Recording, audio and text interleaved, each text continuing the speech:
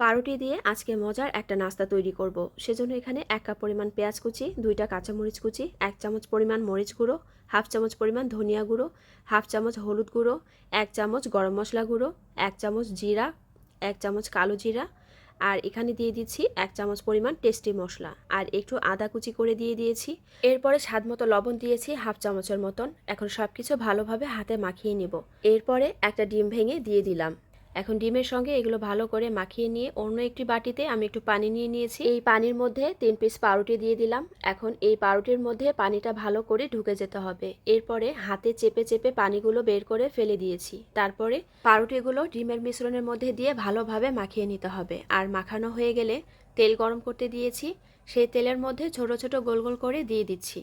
এরপরে এপিট ওপিট করে একদম মুচমুচে করে ভেজে নিয়েছি। তেল গরম হয়ে যাওয়ার পর একদম লো হিটে দিয়ে ভেজে নিয়েছি। এজন্য বাইরে এবং ভিতরে সমানভাবে সিদ্ধ হয়ে গেছে। টমেটো সসের সাথে খেতে অনেক সুস্বাদু লাগে।